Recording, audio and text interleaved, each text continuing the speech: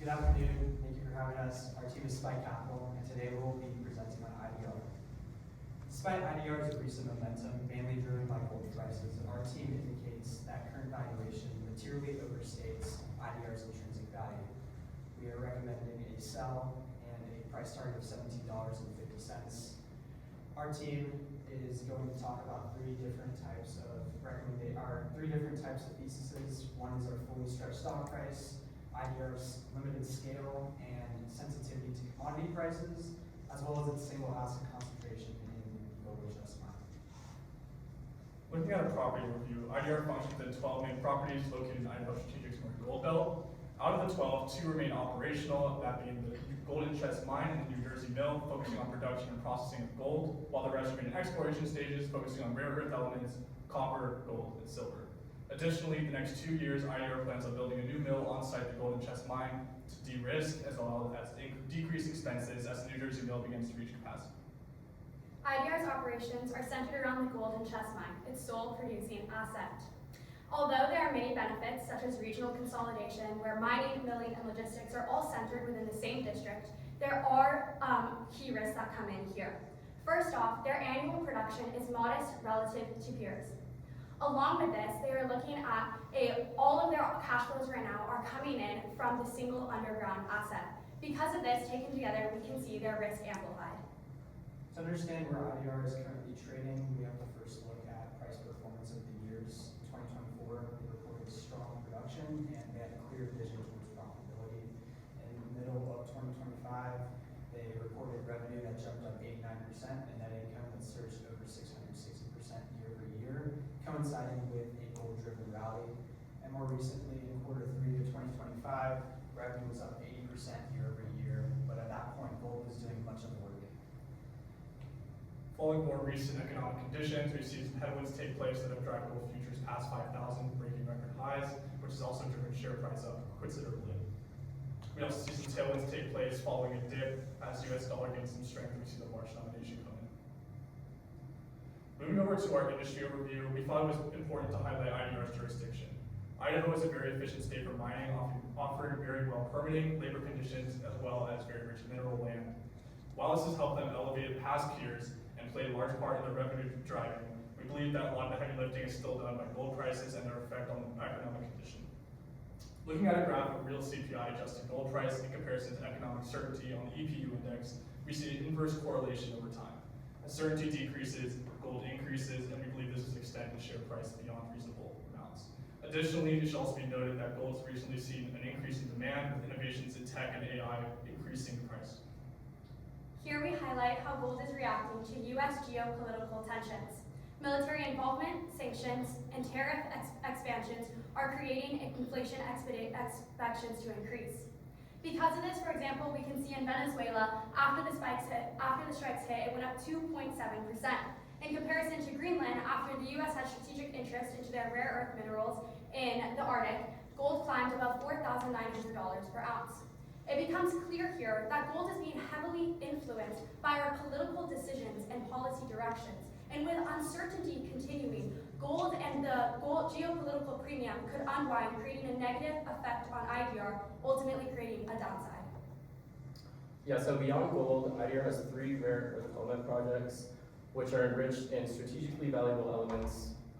These projects are at high risk due to environmental and permitting risks. As of today, we see that they have not started the processing pathways or confirmed economics. They have no development timeline, and so we did not account this in our near-term value when taking in consideration for our valuation. Starting off with the ESG, which is extremely critical to look into, especially when evaluating the mining industry. We utilize the SASB framework to identify sustainability factors that directly impact cash flows and valuation. Starting off with the environmental pillar, IDR currently has 60% renewable energy, most of that being Idaho Hydro.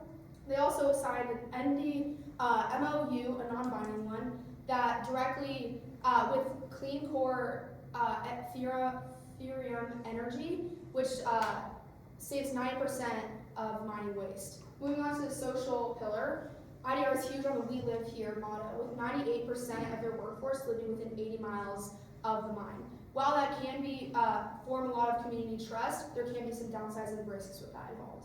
And onto the governance pillar, there are a board of directors of 5 members, 3 being independent and 2 being executive directors, with a 20% female board membership.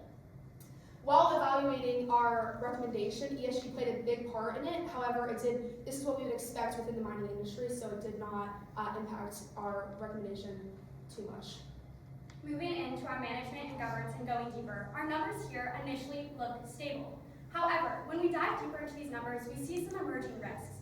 To begin with, a board size of 5 directors. This is below peer benchmarks of 8 to 11 directors, as well as the independence at 60%, which is under 70 to 85% of peer benchmarks. Metrics like these come into 3 main risks that we're looking at. The first one is the founder-led structure creates the key man risk, where strategic direction is centered within one person. Then we move into our governance depth, with a smaller board that limits our institutional oversight and overall governance. And then number 3, our declining insider ownership and our net selling can decrease our alignment between our management and our shareholders. Overall, taken together, these amplify our risks to a new premium.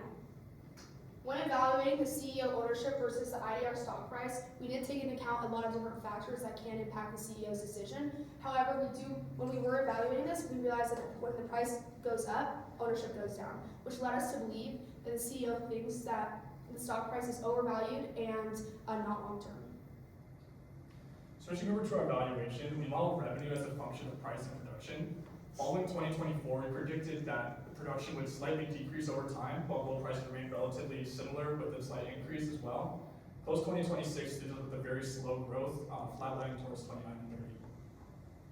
And looking at our comparables here, the key takeaway is that IDR's price seems elevated compared to competitors, and overall, the enterprise value and overall scale lags behind. Our other competitors in this space have stronger and more consistent cash flows, where IDR is trading at a premium despite having a sole operating asset. Because of this, we believe that IDR is overvalued due to inconsistent production. Our team built our discounted cash flow model using a step year in 2025, 2026 to 2030 were projections, and our unlevered free cash flow was our benchmark using a WACC, a discount rate of 10.15%, and a terminal growth rate of 2.25%. We ultimately got enterprise value, subtracted net debt, and divided by shares outstanding to get it to an implied share price of $17.50. Here, we stress tested our DCF by using a football field analysis with an exit multiple, terminal growth, and comparable companies analysis with a range from anywhere from $12 to $25 with our DCF and $7 to $15 with our comps. All 3 cluster well below current value of $43. IDR's risk profile is weighed to the downside due to its reliance on a single operating asset and its high exposure to gold. Because revenues are directly tied to gold, we see that even moderate declines in price can significantly impact equity value. Also, on our chart, we see that the sensitivity analysis shows that in stress case scenarios, when price drops from 10 to 50, we notice that impaired price value also drops in the same case. Lastly, the chart on the right shows that in their Togan project and REE projects, they have constraints through reliance on project execution and the high impact risk and commodity price fluctuation, which are in turn comparable. In conclusion, we recommend to sell with a target price of IDR to be $17.5 with a downside of 60%. It's time to exit. Thank you. Great. Well, yeah, thank you very much for that, and now we can open up to the judges for any questions. Why don't we start down there, and then we can just work our way towards me. Sounds good. I commend you guys. Good presentation. It's probably tough to know somebody from the company is going to be here and you recommend to sell. 60% downside. Maybe other than really good investor relations work by the company, what do you think you guys have seen that maybe the investor community is missing?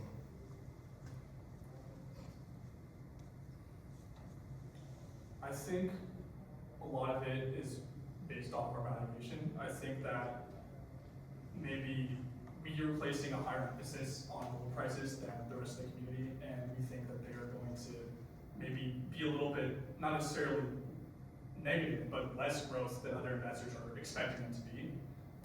And with that, I think, like I said, as far as our revenue projection, it's a matter of production too, right? I mean, the growth over time has been exponential between 2020 to 2025.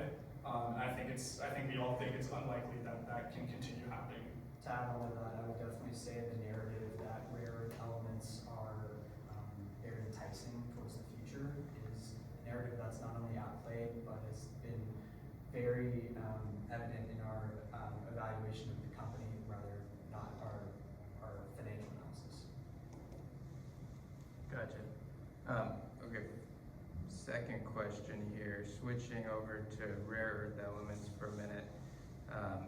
You guys mentioned their early stage, which is potentially true, but I would ask early stage compared to what? That's a fair point. I think a lot of other competitors right now that are dealing with rare earth elements, we're kind of all in that exploration stage right now because, like we've talked about, the economics are not really fully back there yet. You know, with only about 8 earth elements currently showing value, and even then the market's very small. I think, you know, it's critical to understand that it's an exploration. And compared, like I think that it's not really a fact of whether it's lower development compared to other companies, but that it's an overall industry metric that rare earth elements is more of a long-term optionality that could occur, but it should be treated as something that's not currently present and not a sure future. Gotcha. And then final one from me, unless we come back down the line. What was the rationale with your comparable companies as far as, I didn't see any, I guess excluding silver as a critical mineral, any other companies as comparison to the critical minerals exposure? Yeah, so for a lot of our comparable companies, and the reason that we chose those specific ones, we wanted to look a lot about the size and revenue of what IDR is looking at right now. So a lot of our decisions for these comparables came about from our financial basis rather than from a geographical basis or more specific basis on the gold area, but more on the financial basis to see what other companies are looking like in this space. But Yeah. go ahead, Alan. Yeah, absolutely. To piggyback on what Zola was saying, I think a lot of it had to do with more, like she was saying, financials and the data there. Obviously, IER has been kind of loosely profitable for a couple of years, recurring profit in these recent 2 years. So we look more on companies that are doing that as well. You know, Integra, McGoo, and they're both kind of experiencing those same dynamics. While their operations may like range a little bit compared to IDR, and the focus may be slightly different, I believe the financials are more there, and so operations kind of line up well. Okay, thank you guys. One question for you guys. So today's stock price is $43, and so you said the target price is 17.5. So why is the market mispricing and why is the market wrong and you guys are right? I think a lot of it plays into our previous point of, you know, maybe kind of a mindset of, I don't want to say gambling because I think that's an incorrect term, but putting too much emphasis on things that are not confirmed yet, right? So we have 2 properties that are currently producing compared to all these other that are in exploration that are extremely speculative. Other than just the rare earth elements, we're speculative in nature, right? We have gold exploration, which is still speculative, but it's exploration. You can't be certain that it will start producing. And so I think a lot of investing right now is hinged off the case of, well, we've been profitable for these past 2 years. What's to stop them from increasing that growth, seeing that exponential output that we've seen the past 5 years to keep going? So I think a lot of current market investment is hinged on opportunity compared to reality. Yeah, and to add on to that, I think we have a very holistic view of what IDR has to offer, what we've looked into throughout our evaluation, through our geopolitical understanding and all of our economic trends. So we are seeing it as a very holistic price of $17.50 going forward. Thank you. So, I think it's courageous that you guys are recommending a short. I've run a hedge fund off and on over the years, and timing when you're short something is very, very critical. But it does take courage to basically say, Mark's wrong. I think it's going down because over time, most assets go up. So that's a courageous position. But my question would be, what do you think is the biggest delta of whether or not the stock's going to go up or down? Because to me, there's an elephant in the room, and I'd be curious as to what you think that elephant is. Yeah, I mean, I'd like to talk about first. I'd say I think the elephant in the room is the gold price, right? I mean, at least in my perspective. I'm saying, what's the elephant that's going to drive gold prices? Oh, economic conditions, in my opinion. I mean, we saw obviously the Venezuela and Greenland kind of conflicts, and also the Supreme Court case. So more recently, we're looking towards how are we going to repay those tariffs? What's that going to look like? What will the administration do once the 100 days are over and that 10% global tariff is up? How are they going to reenact tariffs? As well as maybe some Iran conflicts that are soon to come up and the Middle East conflicts that could drive gold prices higher if those take place. Yeah, and it's crucial to recognize how volatile our administration is right now, how many changes are currently happening, and really the uncertainty going forward. Just in the past year, we have seen multiple, if not many, different cases of possible geopolitical things that could happen, and going forward, we're expected to see more in the coming year. Did you guys spend any time looking at the alignment of the Federal Reserve in terms of potential future QE? Quantitative easing, more money. I would say that that wasn't a big thing that we initially flocked towards when we were looking at commodity prices as well as IDR's operations, like the incentive, like how does that affect it? But we did definitely look at macro economic policy and other conditions as well. But that was not the Fed wasn't undermined. So just for fun, later tonight or tomorrow, you might want to look at Moran in terms of the Fed appointment versus Trump's current Totally. recommendation over to Powell, which makes no sense. Yeah. Which they're all over the place, but Yeah. Trump does. There's a reason why there's the taco trade, right? Oh, of course. So we'll see if his appointment of Kevin turns out. Yeah. But I don't believe it. Yeah. Which would drive gold prices higher. Because I don't think he's going to appoint a hawk as the head of the Fed. Right. Completely. We can go. We have about 2 more minutes, so 1 or 2 more questions. All right, this is more of just a fun one for me then. Let's assume company has 70 million cash on their balance sheet. You guys have obviously seen some things that need fixing around here. What would be recommended use of capital? I think it's hard to say. You could place bets on rare earth elements and increase the exploration there, and I think that's opportunely possible. I think the biggest benefit for IDR would be to focus all that extra capital into increasing the production rate of the new mill at the Golden Chest Mine. Yeah. I think the faster we can pump that out, the faster revenue can start growing again potentially, and I think that would also decrease that risk, like the initial, initially I was talking about with the New Jersey mill starting to reach capacity and become a large driver of expenses. I think that would maybe decrease expenses coming a little bit more short term if that capital is reallocated to that. Yeah, and to add on to that, I think it'd be really interesting to further explore your management and governance. I went into it a little bit, but I think some more diversification of where your members are located. Tatum, you mentioned about 98% of them are within 80 miles. I think it would be very interesting to have some more strategic insight from across the country and what other people from successful areas are seeing doing well or what's not going well. And I think that would really expand some oversight of what your board could see and then even expand even more into other areas. Gotcha. Appreciate that. A follow-up question on that. So for the rare earth assets, so what do you think, the company, what kind of options the company has in order to actually create more value for the shareholders? And specifically to the rare earth elements. Well, yeah. What they can do? I would say, in our evaluation, something that turned us off the most from rare earth elements was the lack of testing, right? Yeah. There's been currently, I believe, 1 test, correct me if I'm wrong, but there's been 1 proven test of rare earth elements. So I think, increased testing to help increase investor confidence.